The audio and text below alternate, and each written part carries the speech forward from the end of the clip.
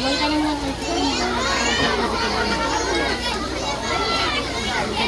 Bakit yung gamit gata rito, Tito Olan? Yan mga bata niya, makikinig sa'yo. Ha? Sa akin? Nakikinig? Oo. Eh, bakit sa labas? Ang tatanda na ng Ron, hindi sila yung mga magulang dyan. O naman, oh. Gusto lang nilang sumaya rin. Talaga? Ang kasaya pa sila. Okay. Solo, ayun si Solo. Ay, Solo, huwag kang masyadong makulit, ha? Kung hindi,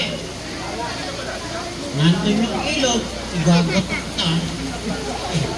Entiende? Sensya na kayo, ang kulit ng gatot yan eh. Yan si Solo.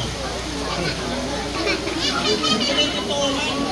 Umakulan na pala. Oo, kanina pa. Pero, hindi yan lang yun para mag-perform ka. Ha? Kamusta ba araw mo?